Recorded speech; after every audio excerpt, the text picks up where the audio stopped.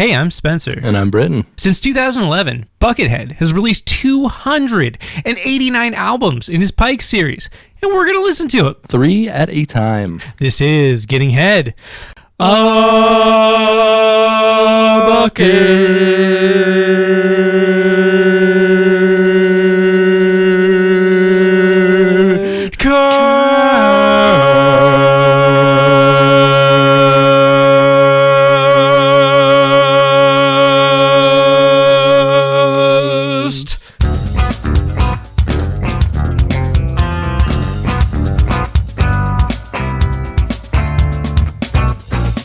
Welcome, bots, slogs, friends, and bucketheads. This is episode 38 of Gettin Head, a Bucketcast. I got nothing for 38. 38's, golly, yeah, 38's a real... 38's a 38 special, fucking 38 special, dog. All right, that's a okay. gun and like a band for people who like guns. What fucking song did that band do? They did a song. I think is it "Keep on Loving You"? I'm gonna keep on loving you. That could be.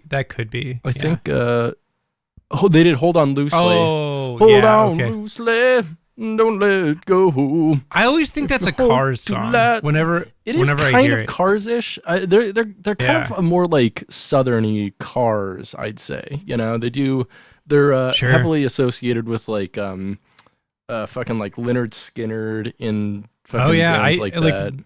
And Styx, apparently REO Speedwagon. Oh, really? Like, we're looking at the Wikipedia page here. Grand I'm just Funk looking Railroad, at the bands that are sense, mentioned. Yeah.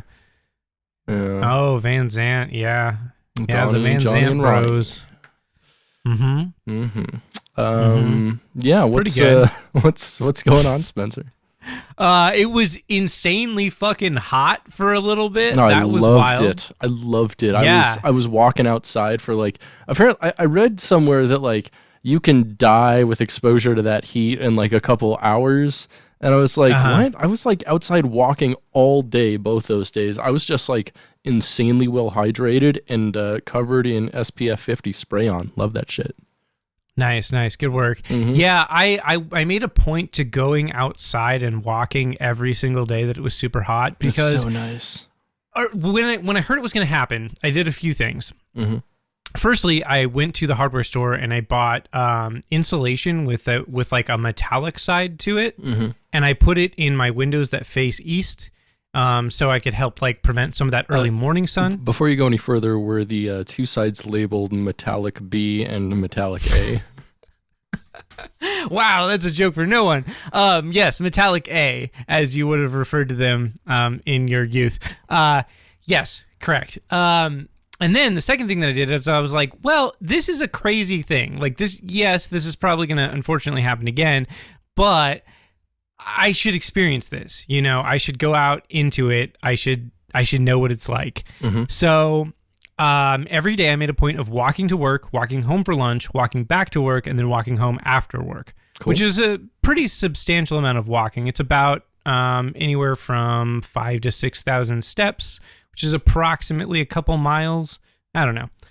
Anyways, every day that it was hot, I walked, and it was interesting to experience. The super hot day, so Monday, I don't remember what the date was that day, but it was this most recent Monday where it was like 110, 111 during the hottest point in the day. Yeah. And that was fucking crazy. It was fucking nuts. Like walking in that shit was nuts. I've never felt like that before. Yeah, I walked from about noon to 6 that day. Nice. I just like, and I walked like up big hills. I like walked all the way through U District, all the way back. It was really wonderful. I fucking love that weather, man. Yeah, it was really interesting. Like I didn't hate it. Like it got to be a little brutal on the really hot day when like I was trying to go to sleep that night. Like my apartment got really hot, even with my AC. Like it got like it was about 90 degrees in my apartment, so it made it like pretty difficult to sleep that day. Yeah. But all the other days were fine. You know, I had like a little AC unit with the insulation plus AC. Like it was mostly fine in my apartment.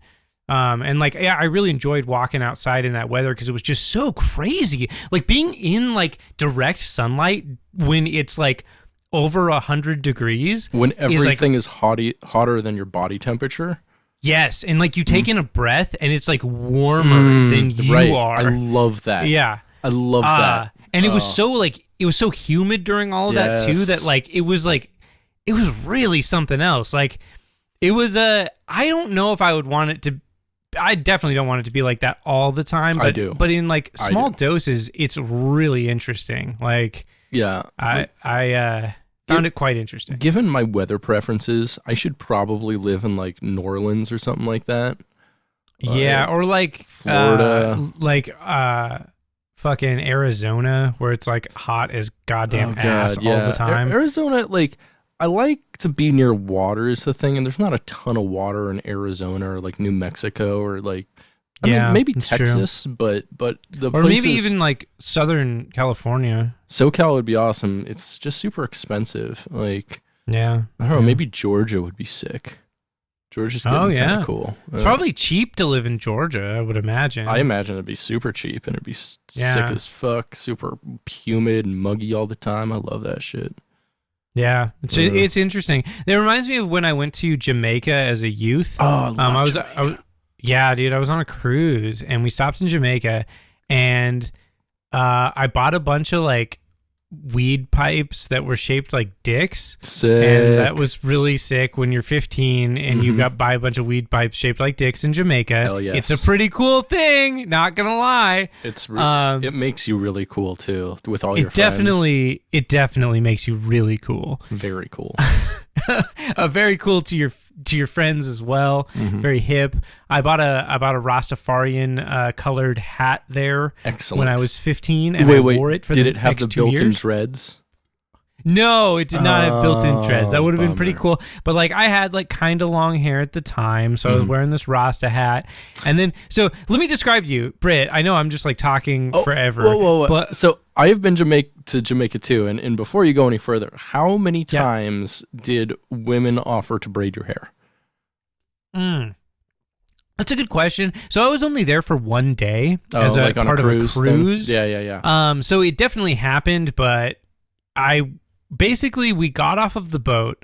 We went into this like little market area. Then we got in some dude's car and he drove us to another market.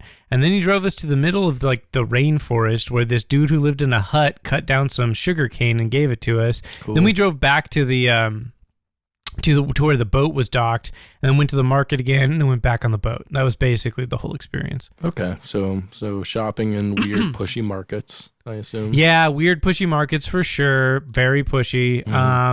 Bought a few things. The Rasta hat was the thing that I bought. Dick pipes. The pipes, yes, for sure. The pipes are calling. Oh, Danny boy. Shut the fuck up. Steely Danny boy. The pipes are calling. Excellent. Let me describe to you something, Britt. So I'm going to describe to you me right before you met me. So maybe like a year or two, maybe a year before you met me. So was it around the time I started talking to you online, but I didn't know you IRL, or is it like a year before that? It's around the time I started interacting with you on that message board, but before we like were friends at all. Okay. And so this is me when I was 15 years old. Okay. I had a Gibson SG Special. Hell yes, you did. I've seen it. I've seen you play red that. 2005 Gibson SG Special. Cool. It was very sick. I was very into AC/DC. Cool. My usual outfit, okay, let me describe to you my usual outfit, were extremely baggy cargo jeans. Hell yeah. Like cargo blue jeans from Old Navy. It was typically where I got them. They were very, very baggy, very, very loose fit. Much in the style of like the early 2000s, you know, where it was just like basically these huge legs. Yeah. Those were the sort of jeans that I was wearing. Hell yeah. Love them. In addition to that, I was typically wearing skate shoes of some kind, usually like the kind of oversized look of those like early 2000s skate shoes. Typically it would be like Etnies or Osiris were the shoes I was typically wearing. Oh, yeah. Yeah, pretty sick. Very. And then I would be wearing XL sized t-shirts. I always wore XL t-shirts up until after I had hung out with you for about a year was when I started wearing like regular sized t-shirts. Yeah. That actually like fit my body. I seem to recall you having a very large dimebag shirt. Oh, yeah, which I'm sure we've talked about on this podcast before. I don't think we have, actually. We've talked about it with each other before. I don't think we have on this podcast, so you should tell the story. Amazing. Okay. I will, but give me 1 second. So we're going to just finish like a picture, painting a picture here. Okay. So I've got these like oversized cargo pants. I've got like Osiris shoes, the like classic like gray and yellow ones. And, and I'm wearing XL t-shirts, right? And I wear a size small. I am a scrawny dude. I've always been that way. Mm-hmm. I'm just thin, Yeah. So like that was basically the look, but plus this like rasta hat. This dumb rasta hat that I was wearing all the time. And I was also wearing like aviator sunglasses a lot. This was before I realized that I had bad vision and I needed to be wearing glasses. So like I didn't wear glasses, but I also like couldn't fucking see anything. And like I didn't realize that until I was much older. But anywho, among those large or XL t-shirts that I wore, I had quite a few. I had like a Metallica shirt. I had a Pantera shirt. And I had an AC/DC shirt, and I had a Motorhead shirt. Like Guns N' Roses. I had a Guns N' Roses shirt. Yeah. It's all that like early young metal. Oh yeah, kind of stuff. Introductory metal, but beginner metal. Indeed.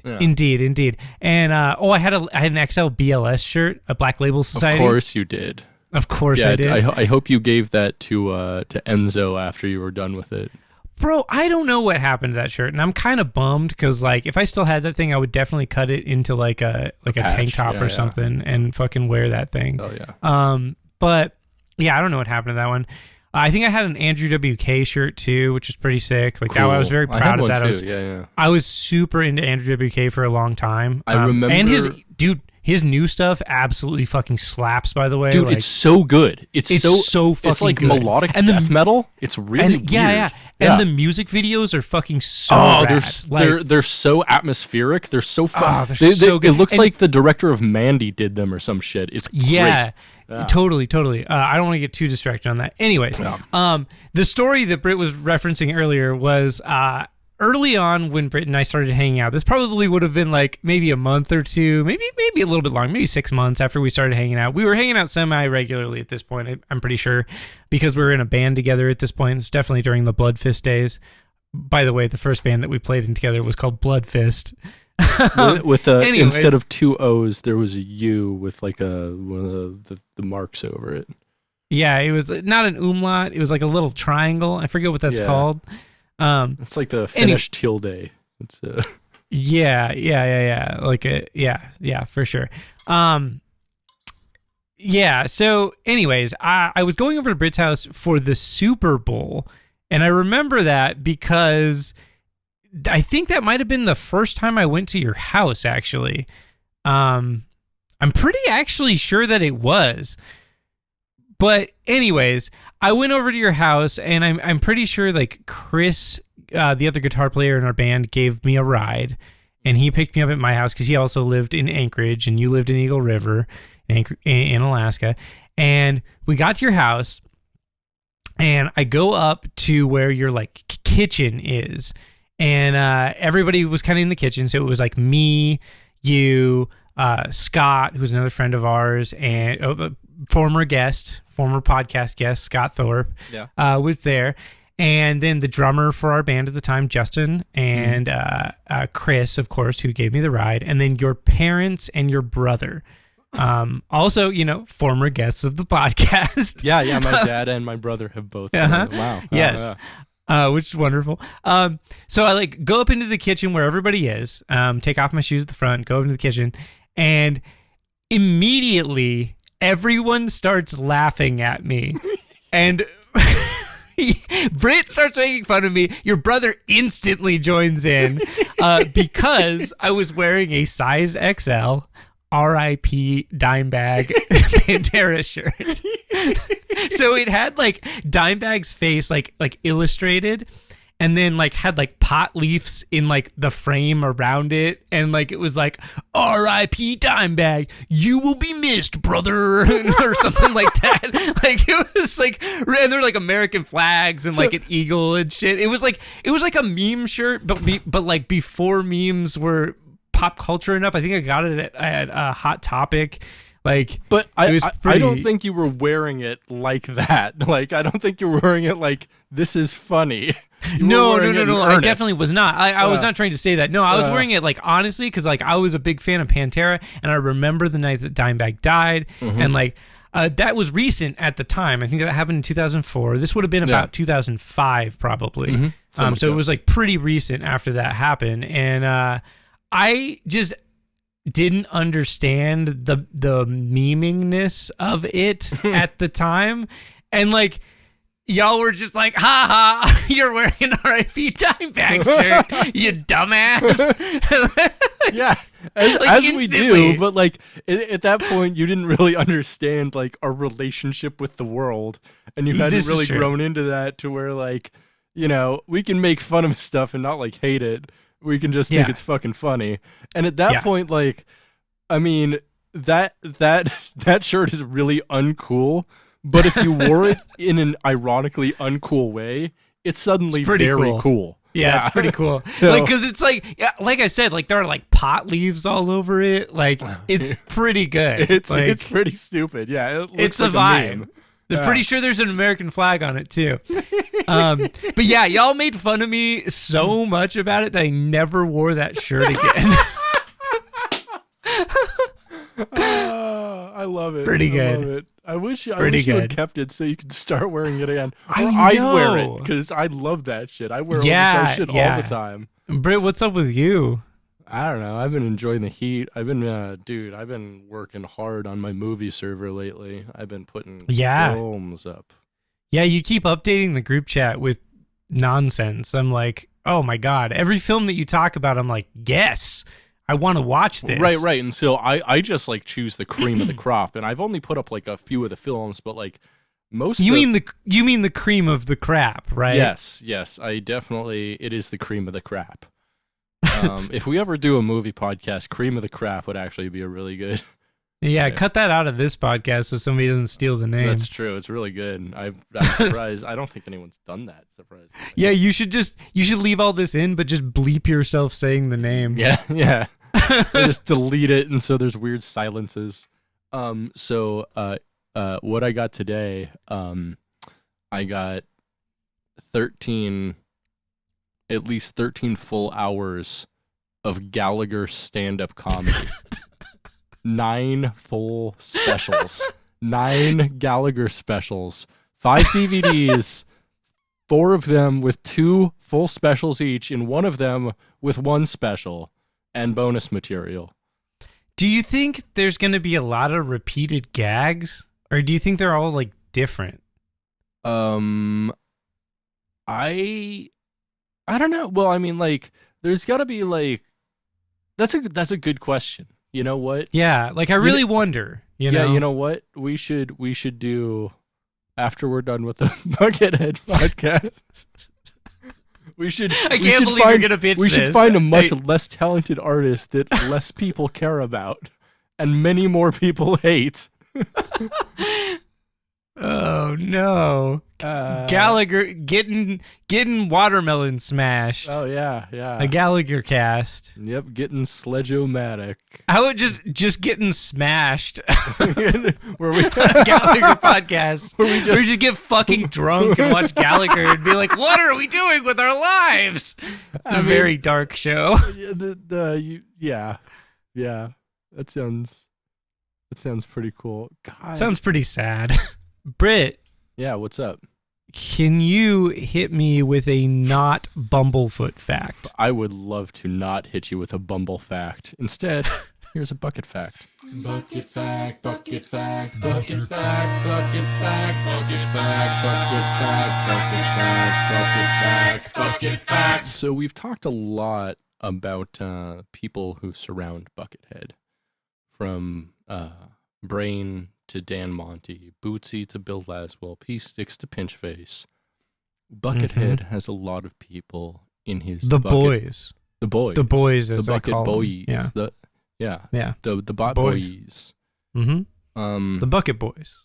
He's got a lot of people in his corner, and today we're going to talk about someone who has worked with Buckethead a lot, but much more in the background. It's a person known as Frankensuess. So Frankensuess is the nom de guerre, which is a combination of like Frankenstein and Dr. Seuss, of artist Brian Thies, who has been working with Buckethead since the early 1990s. Okay. After hearing the first Praxis album, Frankensuess was an instant fan of Buckethead's and sent Buckethead an envelope full of illustrations. Bonding over their mutual interests, Buckethead brought Frankensuess on board to provide art for Bucketheadland.com for like its very earliest iterations. He went on to provide a large amount of Buckethead album art, including Day of the Robot, Monsters and Robots, the art for the Cornbugs DVD, all of the art for Buckethead Land 2, all of the art for Cuckoo Clocks of Hell, a Deli Creeps album, and a bunch of others. Wow. Although he's worked on a lot of the Pikes, there are no artistic credits or album credits on most of them.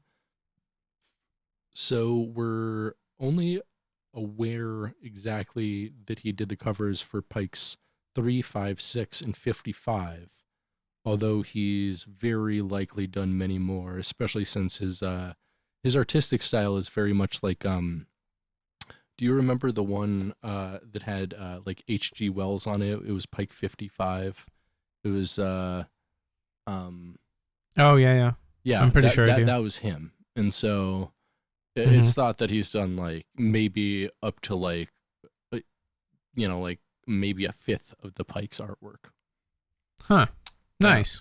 Yeah, so Frankensuess has been immortalized in Buckethead Land and Bucket Canon, both through the song Frankensuess Laboratories off of the album Kaleidoscope, and also because he did the animations on Buckethead's Halloween DVD 1031. So yeah, Frankensuess. Love Big that. shout out to that motherfucker. Yeah, shout out. That's Hell pretty yeah. dope. Some of the Pike artwork is pretty interesting. Like some of them are better than others. I really wonder like where that artwork comes from. Most of it is at the very least interesting though. It's like I look at it and I'm like, huh, Buckethead. Buckethead indeed. Yeah. It's pretty good. Some of them are pretty rad though. Like I forget what the name of it was, but there's one where Coaster Coat. That's a really cool album art. That one's really good. Yeah. One of the ones we listened to today is really good as well. Yeah. We'll talk about that. I'm a big fan of at least the graphic design of Northern Lights. The one with the pug running away from the robot like that's blowing up. Yeah, the big explosion. Yeah, that one's really amazing. That's sick as hell. Yeah. Yeah, we're blessed to see that. We definitely are. We listened to 3 Buckethead albums. Sorry. We listened to 3 Buckethead albums. We did listen to 3 more Buckethead albums this week. Pikes 112, 113, and 114. Creaky Doors and Creaky Floors. Herbie Theater and Glow in the Dark, respectively. Hell yeah. Yeah, we did. Yeah. What'd you think of Pike 112, Creaky Doors and Creaky Floors, released on February 19th, 2015, just 2 days after Night of the Snow Mole? Huh. 2 days, huh? Interesting. Yeah. This one I wouldn't say it sounds like a 2-day album in the sense that like it sounds like there are songs here. There's a lot of shredding. There's a lot which is of cool. soloing. Yeah. A lot of soloing, but I do actually really like some of the soloing on this album in particular. There's some pretty cool licks, pretty shred things. It reminded me of like Primus if Larry Lalonde could like fucking shred. That would be. I mean, Larry Lalonde can kind of shred, like. Yeah, but like not like this. That's true. That's true. That'd be interesting to see like Buckethead take the place of Larry Lalonde in Primus, because I mean, we've seen Buckethead and Les Claypool jam, and they've been together in Les Claypool's Bucket of Bernie Brains together, which is cool. But like seeing him take the Primus role would be interesting, because I mean, Larry Lalonde is probably, I don't know, maybe a little more used to pocket playing than Buckethead, because he really does, even though he can shred, maybe not like Buckethead, he does really let Les Claypool shine in Primus. Yeah, Primus is a bass line, it is maybe a drum part, maybe a guitar part. Depends, maybe a vocal part. But Primus is always a bass line. No matter, and that's what all of their songwriting is done around, is a bass line, which is fine. But different bands do different things, and they have a very unique way of making songs. Yeah. Which is why I don't really qualify them as music. Yeah, I mean, like, I know I've talked about this before, but I always think about My Name is Mud. Like, that is the perfect example of a Primus, of pure Primus, in the sense that, like, that entire song is the bass line. Yeah. Like, there's, there's the other parts which help make it for sure, but, like, without the bass line, there's nothing there. And it's weird because, like, the bass line is kind of super minimalist. It's like is incredibly minimalist. Boom, boom, boom, boom, boom, boom, boom, boom, boom, boom, boom, and it just like it has an interesting rhythm that most things don't. Yeah, exactly. It's pretty great. Yeah, but then like that song's so insane, and I just like can't stop being blown away that it like managed to become a single, and like. Was video? Somewhat successful. Yeah, there's a fucking music video for that song. Like people put money into that. Yeah, the record company had to put up at least half the money for that music video, which is wild. I know, it's like Les Claypool's like, "Hey, this is gonna be a hit. Let's do a video for this." They're like, I mean, I guess we'll put up half the money if you put up half the money. It's like, let's do it.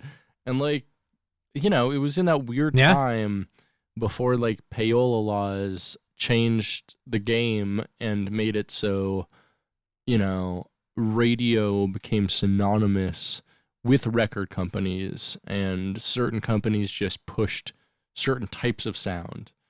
It was in that weird time that like weird, interesting bands could still like have like big fucking hits. Like the 90s were really cool for that. Like the 90s for sure. Was one of the most experimentally cool times for like commercial music. Yeah, like even when I was like a kid in the late 90s, early 2000s, like even into there, like it was still diverse. Like you listen to like a pop radio station in like 99 or 2000, and like you would hear like some electronic songs, you'd hear some like almost like hip hop adjacent stuff or like hip hop kind of stuff, but you'd also hear like a lot of like guitar driven songs and like ballads and like rocking stuff, like heavier rock stuff, and like it was just a lot more diverse than like if you listen to a pop music radio station now, it is like all electronic dance music entirely. That's it. Which is, it's just interesting that stuff has changed so much, because like I remember there was like a big shift when I was younger where everything kind of turned from like I just described into like it was all like a variant of the same kind of like hip hop formula. It was like hip hop with like sing song choruses, and like it became that for quite a long time until it turned into like the more electronic, like dancier stuff of today. Yeah. I mean, there's kind of like a big trap in between too, and like trap is kind of fading at this point in to make way for more like electronic kind of stuff, I'd say. Yeah, for sure. It's always interesting to watch music, evolve, because like you can always see it clearer once you're a few years away from it, and you can like very clearly like point out like, oh yeah, look, it went from here to here to here to here. But well, it's happening. If you're paying attention to it, it's kind of wild over time how things gradually change, and experiencing it. No Pretty time. Cool. No time. Yeah, exactly. Your mind. So Creaky Doors and Creaky Floors, 2 songs, lots of soloing. Mm-hmm. 2 songs, one called Creaky Doors, one called Creaky Floors. I do like that naming convention. That's quite nice.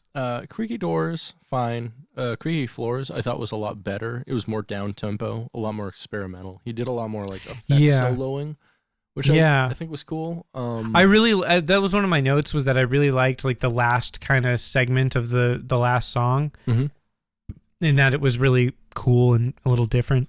Yeah, it was definitely very different, very experimental, especially for Buckethead. It was like he did a lot of effects and a lot of weird time stuff. It was pretty cool.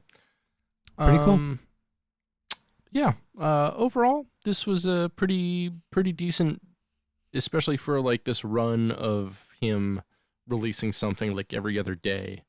This has been one of the better recent Pikes, I'd say. I would agree. Yeah, 100%. Where would you put it at Buckethead Land? For the I would say this should be the soundtrack to the like porta potty area, where there's like big long rows of porta potties and stuff. Interesting. Why is that? It's just pooping music, dude.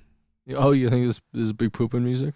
I don't think. Yeah. I don't think they. I think they at Buckethead Land they would definitely have like real restrooms, not porta potties. Yeah, I mean, I would think that too. But like, what if there's a part of Buckethead Land where they do like more of like a festival type vibe? Oh, you're right. There's like That's fields point. that are like a little bit separated from the main. And they have like core. way more people than they usually do around. So like, So they just do like big long rows of porta potties. That's a good point. You know what? Yeah. I'm actually gonna agree with you here. I had something written down, but yeah, this pooping music. Yeah, Pike for 113. sure. And also, like, if you're super greasy, hooking up in the porta potty music. That's something. That's a thing. Like, for some reason, like sexually, I'm very like smell averse. Yeah. Not smell averse. Like it's a universe of smell. I'm smell adverse. Yeah. And so like, if there's like a bad smell going on anywhere while I'm like getting down. Like it can ruin the mood for me, definitely. Yeah. And so like, it's surprising then that you're so okay with hooking up in the porta potties. That's where we're getting to. I know, to, right? That's what I'm saying. It's like, no, it's like that's something that doesn't make sense for me. But if you if you snort MDMA off a dude's dick, sometimes it makes sense. Yeah, you know what I'm saying? Pike 113, released on February 21st, 2015, just 2 days after Creaky Doors and Creaky Floors. 2 and 2, baby. This one, on the other hand, from the previous one, definitely sounds like a 2-day album to me. Yeah. Well, I mean, so it's called Herbie Theater, and the cover is Buckethead in a theater with Herbie, who is like the hand puppet who he has used to conduct in-person interviews in the past. Mm-hmm. Which this was the album art I was talking about earlier that I thought was quite nice. Mm-hmm. Like it's pretty nice album art. Yeah, it could definitely be the Frankensuess. Yeah, sure. Definitely could. This one is okay. There's a lot of guitar noise in this one. A lot of like there's a tappity tappity wheedly wheedly track in here, and then there's one other track that has at least like 2 or 3 minutes of noise at the end, like pure noise. Yeah, this one felt to me like a less interesting version of the previous album, except for the last song that got super heavy. It was out of nowhere. Cool. It was a funk metal banger, is what I it was really sick. Like that song was super cool and like very different from the rest of the album. Mm-hmm. And it came out of nowhere. Like it was so sudden that I thought like, oh shit, am I listening to a different Pike? Like Or like I didn't even think it was Buckethead at first. I was like, oh shit, is it playing different music now? It was like super down-tuned and super heavy. I was like, whoa, what the fuck? Where did this come from? And so maybe that pacing was intentional, because like let's go over the track list here. Like the first song is called Herbie Theater First Act. And it's like a fun kind of bass-centered funk song with a lot of soloing. The backing tracks are mostly just drums and bass, as they are on kind of like most of this album when it's like a full band thing. It's just drums and bass and then like guitar over it. And so like there's no guitar on the backing tracks for most of it, which is kind of cool and different from a lot of Buckethead stuff. And, the bass actually does a fairly decent job of like filling out the sound. I don't know if Dan Monty played on here, but... I agreed with that. Yeah, the bass was pretty good. Bad bass work at all, especially for like being like actual 3-piece type recording. The second song, Intermission, is just noise. And it's like only 3 minutes, and it's fine. It's fine noise. It's not super interesting. It's just, noise. Yeah. It's like a good guitarist fucking around with a lot of effects pedals. It's whatever. Song 3 is second act, or Herbie Theater second act, and it's a little more structured and riffy than the first song, for the most part, until the last like 3 minutes, where it is just pretty much like track 2, Intermission, and it's like just kind of noise. Yeah. But then track 4, Herbie Theater After Party, fucking rules. Yeah, that's where it starts to slam, and it's pretty dope. So maybe he structured this after like a real life thing where like you go to a play and the play fucking sucks, but like if they think they did well and you're like friends with the theater fags, like you go to their after party and like y'all like snort MDMA and coke off each other's dicks and have an awesome theater orgy. There you go. That's probably happened. Maybe. I don't know. Yeah, not bad. Like, I don't know. I haven't been to a lot of plays. Like, plays are a really interesting idea. I think like a well done play is probably really fucking sick. Plays are for bisexuals, is the thing. But like, I feel like a bad play is like a bad time, right? Like, well, unless they think they did well and you go to the after party and you got a bag of MDMA and they got a bag of coke. And they all have dicks. And not all of them. It's just like what y'all snorted off of is like. Oh, okay, yeah. You find the theater twink with the biggest dick and use them as the coke rail. Yeah, sure. I mean, as one does. That's just standard operating procedure. That's SOP, baby. That's thespian talk, Spencer. You're not a thespian. Indubitably. That's cool. Yeah, love that. This one, I don't know if we can really say what it would be a soundtrack to because it's in the name. It's Herbie Theater. This is the soundtrack to Herbie Theater. Obviously goes to Herbie Theater, which I think is like kind of like the Country Bears with like an animatronic Herbie leading Herbie. Like a weird Herbie's a sock puppet, right? Kind of. He's not a sock puppet. He's like this big, weird head. He looks like a horror mask that Buckethead puts on the end of his hand and talks with. Do you think he's gotten a blowjob from Herbie? Yes, I do. I think Herbie has definitely sucked Buckethead's dick at some point. I think they do have like a consensual relationship that is not clouded by a professional power structure because Herbie is a hand puppet. Yeah, I agree. Yeah, probably that happened. Pike 114, Glow in the Dark, released on February. Great transition. So good. I try to find the most awkward moments to just. Pike 114, Glow in the Dark, released on February 24th, 2015, just 3 days after Herbie Theater. This one was my favorite from this week. Me too. This is one of the best albums we've heard in a while. It's super unique. It doesn't sound like any of the other Pikes. Yeah. Yeah. Mm-hmm. It's really cool. I feel like it's like mostly just bass and drums. Interestingly, It's like a bass run through a distortion or fuzz pedal. Is it bass, or I thought it was just like a super either down-tuned, and I think it was a down-tuned baritone guitar with a like a fucking what do you call it, the like octave thing on an it, like octavizer on it or something. It definitely could be that. Like, I really don't know. It sounds like a bass to me, but that could be a guitar run through an octave pedal. Yeah. I'm not sure, but to my ears, it sounded primarily like bass and drums, and it's really riff centric. Mm-hmm. There's no solos. It's very riff centric, and there's a lot of like interesting kind of melodies too that he creates using like just these riffs, these like heavy riffs, like super heavy riffs. Mm-hmm. And it's super sludgy and cool and different in a way that like I don't think we've only heard stuff like this a little bit, and that was in the early Pikes. Yeah, definitely. There's some sludgy stuff, but this stuff is like a little more psychedelic too. Yeah, and it's heavy. Like one thing I found myself doing is when I was listening to this when I was walking at that same time, and I was like singing like melodies over it. It felt like something that could really mesh well with vocals, like stoner rock type vocals, you know? Yeah. Because it has that kind of like heavy, almost stoner rock vibe to it. Mm-hmm. I thought it came out great. I thought it was really fun. The whole thing is interesting and heavy and cool. I would say this is probably essential listening if you're going to listen to the Pikes. Like, this one is really cool. You should listen to it.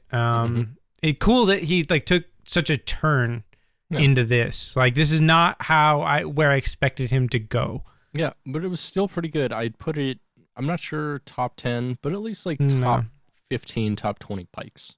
Yeah, it's for good. sure. Yeah. It's in that range, you know. It's like, I don't know if it's one of the most amazing Pikes, but it's definitely like a high tier Pike for sure. Yeah, and one of the better ones we've listened to in the past like 3 or 4 episodes, I'd say. Agreed. Yeah, for sure. Like, this one was a nice, pleasant surprise. Really dug it. Made me think of like, you know, ripping bongs. Think of Sobe bottle hits. Ripping bongs and sucking dongs. That's you. That's have we me. talked about Sobe bongs on here? Have we talked about sucking dongs on here? That's a great question. Have we? If you cup your microphone like this, you can sound real serious and like you're in a film noir. I'm okay without doing that. listen, Spencer. We're going to talk about sucking dongs. All right. You like getting your dong sucked, so you got to know how to do it. All right. All right. So the way I'm cupping this mic, if you got a dong about this size, kind of do that. All right. All right. All right. This album would it had a weird tone to it, but I felt like it had a very like I'd almost say like a very mature Buckethead tone to it. Like some of Buckethead stuff is a little more playful and a little like weird and like funny. But this definitely feels to me like it needs to be on an adult ride at Buckethead Land. Oh yeah, for sure. Like you know, like something that glows in the dark. Yeah, something like really intense. Like something with like fire. Like an actual adult ride, like something you have to be like 16 or older to ride. They don't care how tall you are. They're like, hey, you just like this is spooky as fuck. Like, and rock and roll as fuck. Because like these songs hit hard. Like they're pretty rockin' tunes. Like it's gotta be something pretty sick. How about like the teacup ride, right? Disneyland, but like you get in a big bong.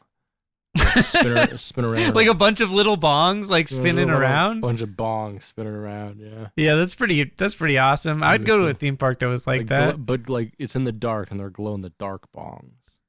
Oh fuck yeah, dude. Big acrylic bongs. Yeah. Like, is there water in the bongs? Are you like floating?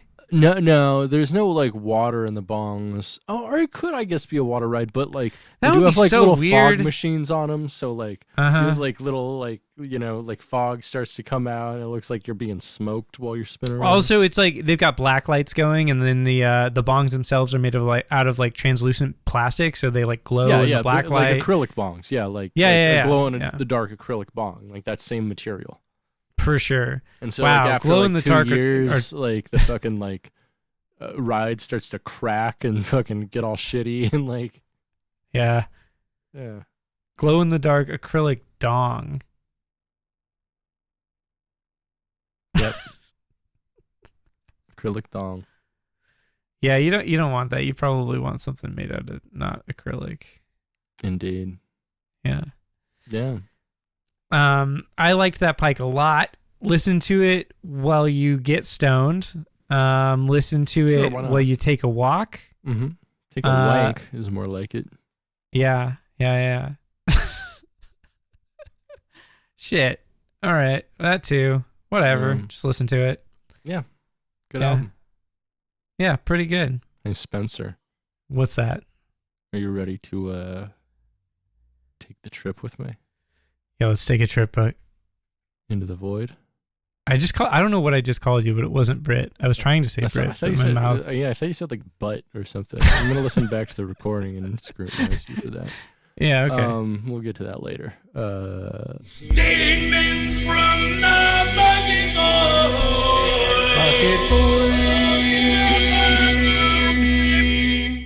Oh my God! Here we are. Oh my God! We're here in the void. In the void. I scream into the void, and the void says back, "Buckethead's pretty good, dude." Hell yeah, dog. Hell yeah, dog. Welcome. This is the part of the show where we like to, shine a light into the nether regions of the internet and look at its junk, compare it to our own, and see what it's all about. We give cock ratings, by the way. Yeah, on our Patreon. Yeah. You got to subscribe to our Patreon, but then you can send us pictures of your dong. We'll definitely rate your cock. We don't care. Yeah, it's a 0 out of 10 every time. You got a shitty dick. Sorry, bud. Yeah, sorry. Except for any lady dicks. 10 out of 10. 10 out of 10. Guy dicks. Sorry, fellas. Shitty dong. 0 out of 10. YouTube user NDSCHAU. I don't know what that. Hate that name. Yeah, Nintendo DS Chow says 4 years ago, how can this thing be so hard and so sharp, yet so wet and so slimy? 'Cause it's a pussy dick, bro. You got a pussy dick. This is just such a descriptive and strange comment. I don't know what they're talking about. Like, hard is sometimes something that people use to describe music. Sharp, sometimes. But wet and slimy? Things. Wet can like refer to things such as like distortion and like slimy, effects. Yes. I mean, is it for the last album we listened to? Because it's kind of sludgy. No, this was for one of the first ones we listened to. No, the first one, the Pike 112. Wet and yeah, slimy. No. Yeah. I don't know about that. Yeah, I kind of disagree, but also like I like the idea of something being hard, sharp, wet, and slimy. Well, yeah, because you're a closet bisexual. YouTube user AZ Carters says 6 years ago, to 3 likes, I should say, waking up to some full-bodied BH coffee. Gotta make you wanna. I assume by BH coffee he means butthole coffee, like he does a coffee enema and then drinks it.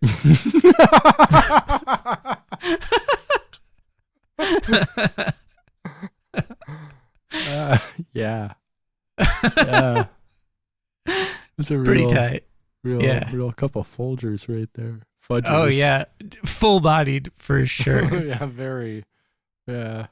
I also don't know like what he means by like gotta make you wanna. Like what does that make you wanna do? What? Make you wanna jerk off, dude. Yeah. Jerk off? Like fucking like after you drink the butt coffee, if you're a fucking beast, dog. You just wanna fuck everything in sight.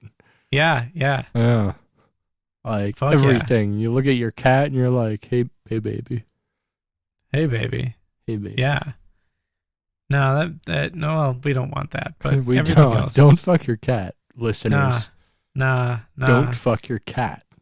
On that end, user Torrid says 6 years ago, yowza, man, oh manatee. I've never heard Mano Manatee before. I like that. Manatee, Living in the sea. Ooh, I like that. Yeah. That would be a pretty good meme. Just Manowar's logo to say manatee. Just make some manatee people. Or just Manowar's logo, but then it shows a Manowar jellyfish. Yeah. Or just like an old wooden ship, a Manowar galleon. With just people would just think that was a Manowar cover, though. Like, yeah, you're right. Close They're enough. Like, did they do a pirate metal album? Cool. Oh, God. Manowar pirate metal album. Jesus. That would actually rock, dude. The world is not prepared. Their anuses are not prepared. I was going to say, like my that. asshole's ready, dude. Of course you were going to say that. I've been double fisting it, just preparing myself for that album. Speaking of double fisting, YouTube user Graham68KTM says more 1 year ago. Like Graham69. Yeah, that's his KTM. alt account where he says racist things. Buckethead is like winning the lottery, unexpected and life-changing. Which I guess I would agree. This podcast has been both unexpected and, in a way, life-changing. In a way, life-changing. You just spend way more time doing bullshit. Yeah, that's true. That's true. At least we're putting some of our bullshit out into the world, though. I mean, and that's what counts, maybe? I guess. Does the world need our bullshit? I don't know. Some people are kind of starting to listen to it. Hey, that's kind of something cool. Yeah. Like, people are actually, like, oddly starting to listen to, like, the back catalog. Nice. Which is where we're getting, like, the bulk of our listens from lately, which is cool. So if you're listening to this now, thanks for listening all the way through. That's pretty fucking cool of you. You know, or if you're just listening to this one episode and that's the first one you listen to, thanks for listening. Yeah, that's awesome. We appreciate you. We do this for the people and ourselves, really. I mean, we've got nothing better to do. That's true. YouTube user Jonathan Sefshik has a very long post here that I'm not going to read all of, or not, sorry, not post, it's comment. It's a very long comment here, but he starts off by saying, from a writing standpoint, these Pikes are amazing. Most musicians release one album a year, if that frequently. And then he says later on in the comment, I want Buckethead to take a few months to stop making Pikes and craft one awesome album, because he'll make one, sorry, I can't read this, because he'll make something absolutely mind-blowing. And this is a sentiment that I've seen echoed in a lot of YouTube comments. Not a ton, but like enough that it's been a commonly, recycled theme. But the reason, and I usually don't draw attention to it because I think that's dumb. Mm-hmm. Fuck you. Buckethead can make it however many albums he wants, however often he wants. I like that he does that. But I drew attention to this one in particular because Britt. Yeah. One of our favorite people had a response to this. Oh, Jordan Vine, 69, oh, yeah, baby. Hit me. Jordan Vine, 69. Hit me. Responded to this and said, quote, 3 years ago, I don't want him to make one amazing album and spend ages on it. I want them to come thick and fast like these phenomenal Pikes. Like waiting for days or maybe a week for them, not years. And then he responded to himself with a second comment. 'Cause he's definitely got the talent and ability to make them this quick. He definitely does. He definitely does. I completely agree. Thank you, Jordan Vine. We love you, Jordan Vine. Keep doing We really do. I appreciate how often you make my mic clip. I gotta make it stop doing that. It's cool. I'll take care of it in post. I'll just it's pretty good. It's pretty good. YouTube user Gene Arnold says 2 years ago, I'm on a mission from Buckethead. What do you think that mission is? Well, I mean, I think first and foremost, he's comparing Buckethead to God there in the the Blues Brothers context. Mm-hmm. We're on a mission from God. So that means like Jim Belushi snorting fucking tons of coke. Oh hell yeah! So, but for Buckethead, it's a little different. It's like the mission is to like go to Disneyland, Drink a bunch of Diet Coke. Drink a bunch of Diet Coke at Disneyland. Hell yeah! Which is pretty. That's my kind of party right there. The crispiest Diet Coke at Disneyland. D-sode, baby. D-sode on the road, baby. D-sode road head. Hell yeah, D-sode head. Like no. Take a sip of the Coca-Cola no sugar, and then stick my dick in your mouth while the soda's still in your mouth. I want to feel those bubbles, baby. Open my pee hole and spit it in. I want to feel the carbonation. That's probably not good for you. I want to feel the aspartame in my pee hole. Make it artificially sweet in there, baby. Like, you know how you like try to force things through a straw, like mashed potatoes? Is like that the kind of vibe you're looking for? Like somebody like trying to like push it. Yeah. Like Static X, the song "Push It." That's what it's about. I'm pretty sure. Yeah. Yeah. YouTube user. You don't love Buckethead, I can't trust you, Hilde. That's their username. Okay. Hilde? Hilde? H-I-L-D-E? Hilde? I don't know. They say 4 years ago, I guess he comes from heaven. Sometimes so wonderful his compositions are to me. Him so much. Every single music piece he's in. It's a hit to me, simply a soul healther song. He's so fucking powerful. When he is with his bands, too, or no matter with whom.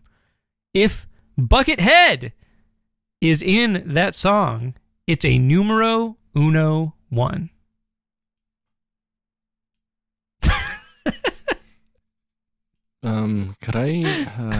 Could I get some vinaigrette on this word salad, please? Yeah, I have cancer from reading that, but I love word salad posts, and we only get them every now and again on Buckethead stuff. That's surprising. Which is surprising. Yes, I agree. But it's quite entertaining when it happens. Yeah. This one's pretty good. I like their username a lot. I think that the first word in their username is supposed to be if, but instead it is UF. Uff McKagan. All right. Sure. Yeah. Okay. Next. Okay. So to close out the YouTube segment of today's statements from the Bucket Void, YouTube user 4 years ago, YouTube user Gooey Batter 4 years ago. Gooey Batter. Do you think that's cum? Yes. Says. Cool. Frickin' sick. Hell yeah. Hell yeah, Gooey Batter. Frickin'. I love the word frickin'. Yeah, frickin's pretty good. I'm a fan. I'm a fan of frickin'. I need to use it more often. I use fucking too much. It's vulgar. I say frickin'. People like people who say frickin'. Or frackin', be like a BSG reference. Or fudgin'. Oh, fudgin's fun. Sure. Yeah.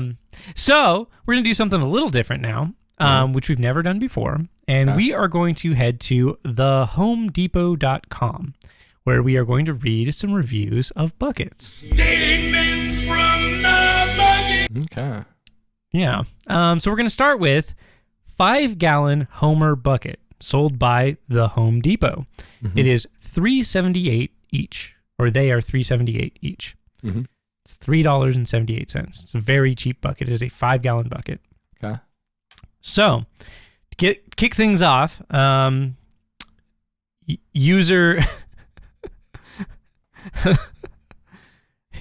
Mark says, about a year ago, wasn't capable of carrying a heavy load. Unlike Mark's mom. Do you think he was talking about the Metallica album? Yes. This load is too heavy for this bucket. Yeah. User Sandman gave it 1 star 2 years ago and said... Enter Sandman. Yeah, right? Said, got 3 of them, and the one in the middle was full of trash. I didn't realize this until I was home. It looked like the garden center had used it and then just put it back with the others. Otherwise, it's a bucket.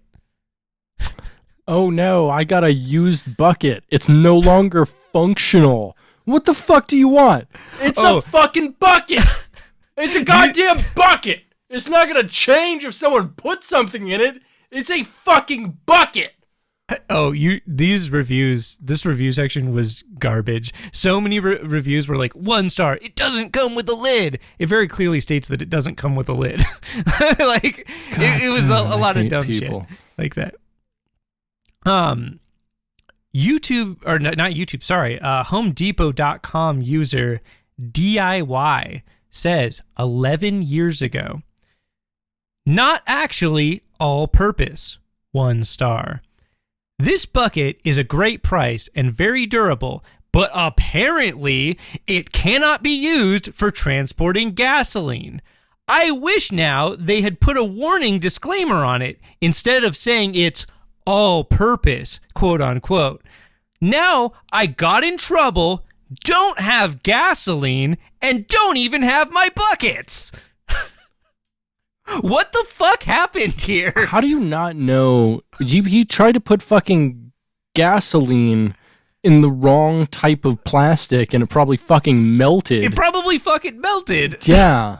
God. Like, why? Also, like I said, this doesn't come with a lid. Why are you trying to put gasoline in an open 5-gallon bucket? How are you like planning on putting that in something, just like pouring it all over your fucking lawnmower until it gets in the hole? Like, what the fuck, dude? Probably, honestly. I liked that. That was funny. I liked the complaining nature, the plaintive nature, if you will. Yeah, pretty good stuff. Now we're going to switch over to a different bucket, also sold by a Home Depot subsidiary brand. This one is called Leak Tight, but it is made by Home Depot. And it is another 5-gallon bucket, but it has a camo print on it and is green. It is called 5-gallon Camo Pail. It is sold by Leak Tight, and it is $4.97 each. The very first review, 1 star, from January 7th of 2017. User Neat Ema says, lost it. I placed this outside, and now it's lost. Worst purchase ever. That's pretty fun. I like that, actually. I like that quite a lot. I hope all these reviews are just fucking camo jokes, because I will never get tired of camo jokes. I don't know what it is. No, yeah, for sure. Every single time I see a person wearing like camo pants, I'm like, oh my God, what happened to your legs? Yeah, like I can, or like when they're wearing camo shorts, I'm like, dude, what's up with the whole like not having thighs thing? I don't get it. It's that's an eternal joke. It's an eternal so wellspring of comedy right there. Hell yeah. So good. User Home Depot customer says really recently, only a couple of days ago, June 10th, 2021, 5 stars. Very good bucket. Going to be used as a potty. Have a good lid. Won't be seen as easy. What is their life? Why was this happen? Why are they shitting in a bucket? Why were people seeing it? Why was that a problem? I have so many questions. I really love that, like, the whole narrative they spun is just like a sentence. Like, oh man, that's like fucking Hemingway's like baby shoes never worn. Like that fucking, or baby shoes for sale never worn. That's fucking that's sinister, man. That's some great writing right there. Maybe they're brewing up some Gen Chem. Ooh, that's a good. Nah, that's an interesting theory. If you don't know what Genkem is, Google it. Jenkem. Have fun with that. Yep. Anyways, user Jacobia says, also pretty recently in January of this year, handle is the best invention since sliced bread. Handle? Like a handle for a bucket? I'm assuming they've never had a bucket with a handle before. I'm pretty sure they all have handles, but I don't some know. buckets don't, but geez, wow. Yeah, what pretty. Kind of place are you living in where like buckets don't have handles?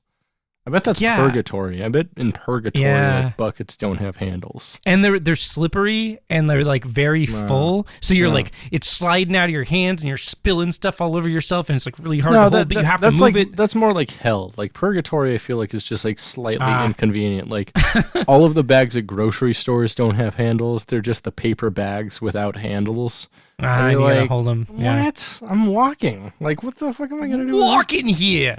Yeah, exactly. Yeah. Fuck that. Yeah, fuck that. I imagine like purgatory, like every parking garage is like almost full. And you have to like drive around for a while to find 100%. parking. Yep. And then when you get into an elevator, like it doesn't stink, but it's very obvious that somebody like smoked a cigarette in there at some point.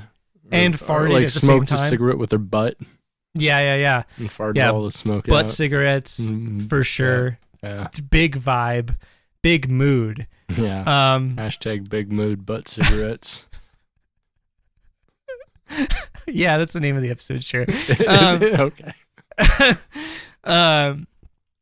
User Pico says, also in January of this year, 5 stars, bought it for my son, and he loves it.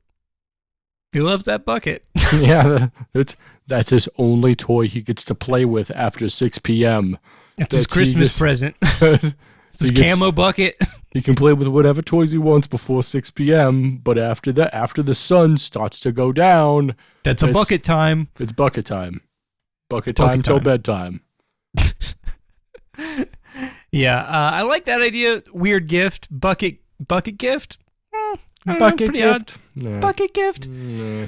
Lastly, to close out our bucket review section, Home Depot customer says, on December 24th, 2020, so my 31st birthday. Beautiful. They said this. They gave this camo bucket 5 stars. And they said, quote, this bucket was everything I thought it would be and more. 1 trash, 1 dog laundry, 1 my laundry. When full time to wash them, I am not overburdened. I love the idea of a dude who just carries his laundry in camo buckets. Also dog laundry. Dog laundry with the regular laundry. He's like, yeah, the dog gets I change his clothes every day. He's we gotta wash him at least once a week. It's good for his coat. We sometimes match. We got the same we represent Crimson Tide, so we got the same University of Alabama hoodie. We like to wear that a lot, but it gets pretty stanky pretty fast. Mine more so than his, you know what I'm saying?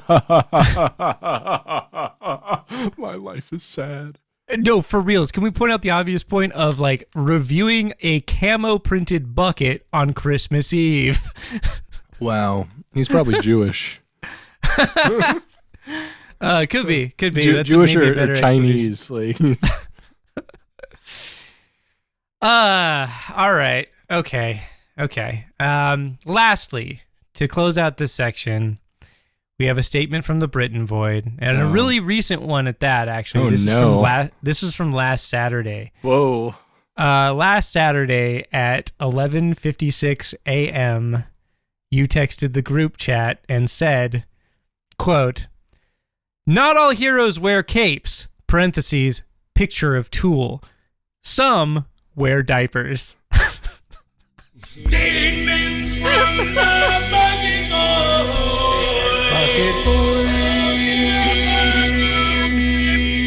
Hey Spencer, what do you gotta recommend to me this week?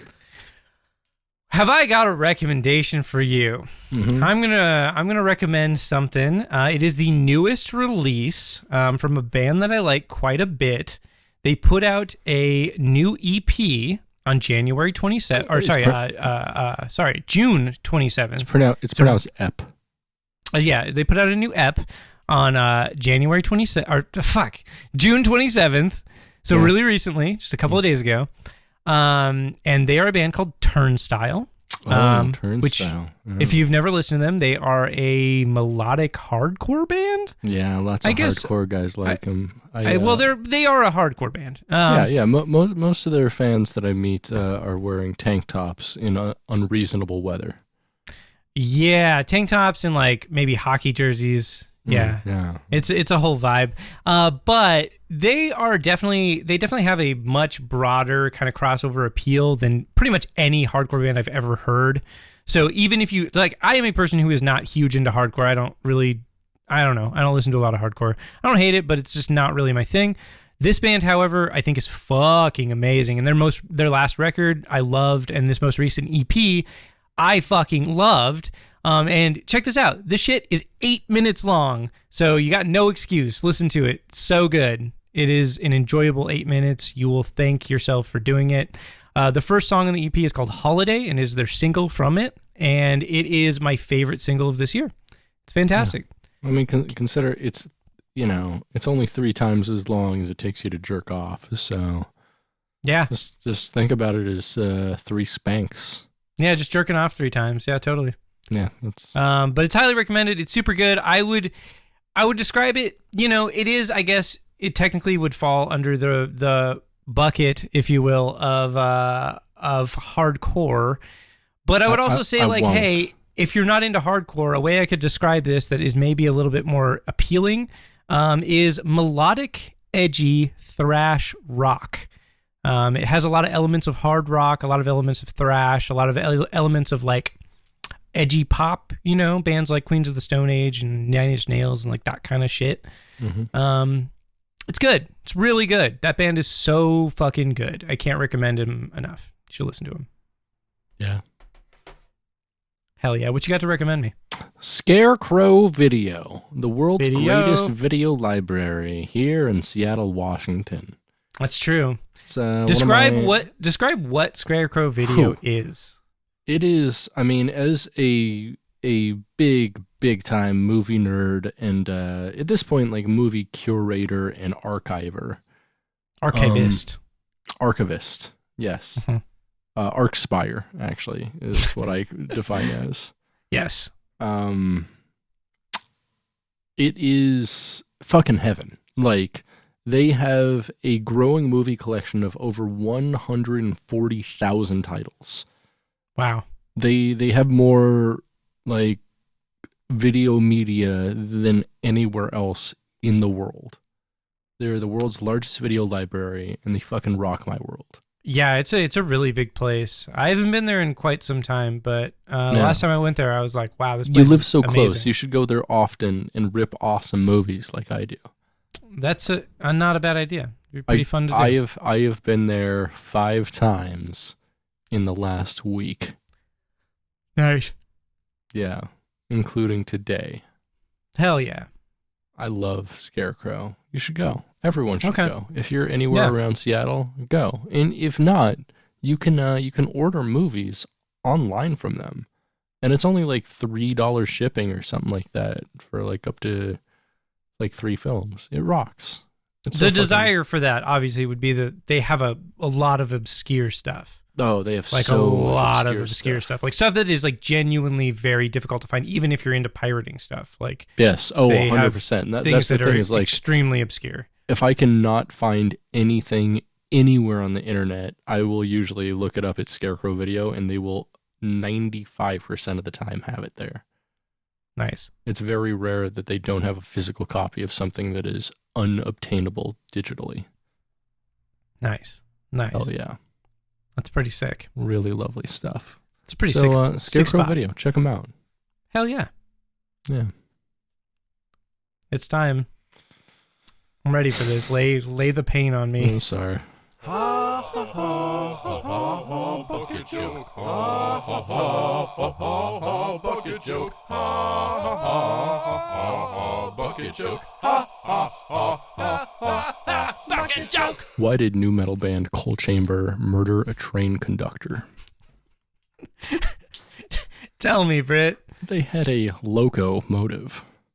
Oh, fuck. That's pretty good. I like that. What is the section in Limp Bizkit's concert rider concerning downtime and meal periods called? I don't know. Break stuff. Jesus Christ. What does Kevin Smith call it when his wife gives him a quiet blowjob while he smokes a pre-roll? I don't know. Jay and Silent Bob. Jesus. What does he call it when she started including cock and ball torture with the quiet blowjob and pre-roll?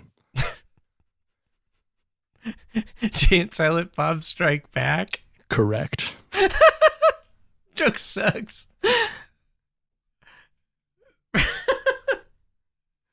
What did he call it when she did it again and took the cock and ball torture to the next level and started repeatedly ball stepping in Doc Martens? I don't know. Jay and Silent Bob reboot. What did he say when none of that made him come anymore? Jay and Silent Bob get old.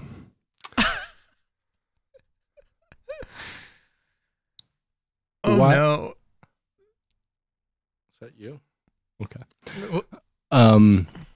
Why couldn't Dave Mustaine force his lead guitarist in the 90s to stay with Megadeth? Because Marty needed to be freed, man. Well, yeah, he was a freedman. That was about right. I know you too well. I'm going to spoil all your jokes. Just don't do that. That's not fair. I spent time thinking of these. This is my labor you're shitting on.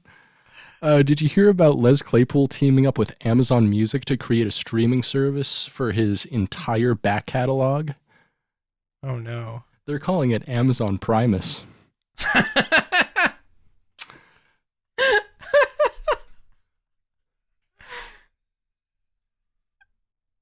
It's pretty good.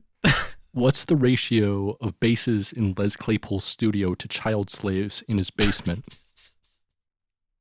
69, dude. Oh, no.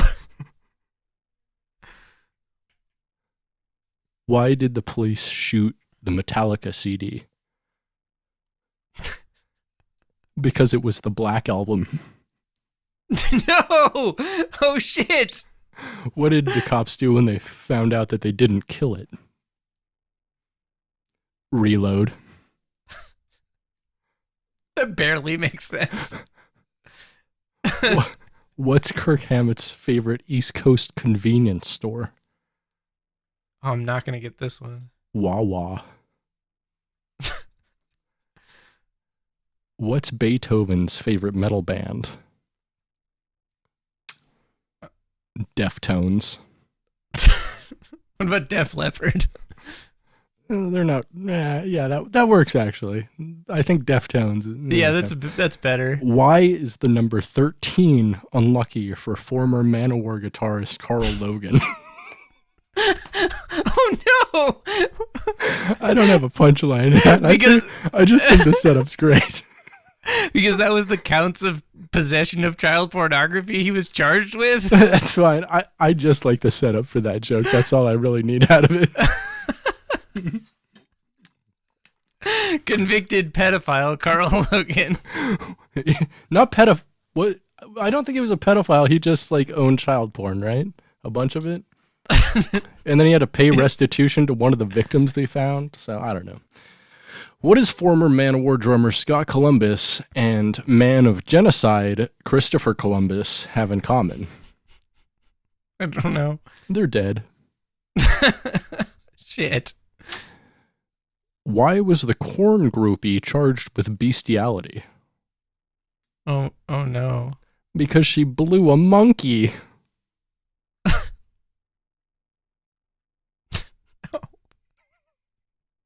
The joke is so bad.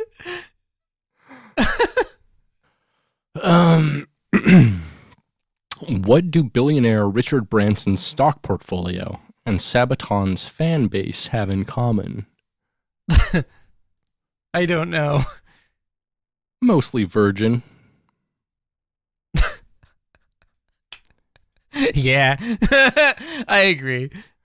What do extra buttons for designer suits and Sabaton fans have in common? Oh, I don't know. Well, they usually come in their pants. That's pretty good. I like that. Yeah, they do. What has 6 legs, used to have a brain, and makes women incapable of sex? I don't know. Primus.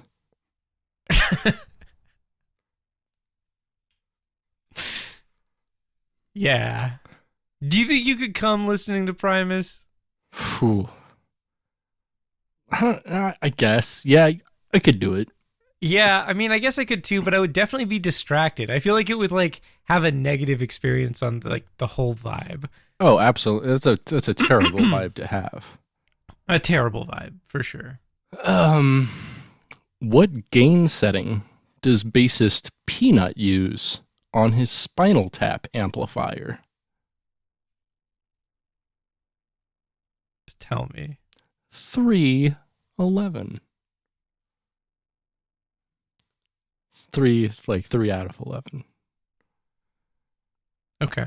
Because Yeah. the Spinal Tap That's like amplifier such goes a to stretch. It's such 11, a stretch. It's and he's the beautiful. bassist for, and he usually uses a pretty low gain. Oh, I setting. thought he was in finger 11. Sorry. So I was Oh, confused. no, definitely not. All right, we're gonna close it out with this one. What's old, unemployed, and blue all over? Oh no. David Ellefson. Bucket joke. All right, Let's do it. let us do it. This has been Britain. And this has been Spencer. You've been listening to Gettin Head, a Bucketcast. Stay greasy, bucketheads. A namaste.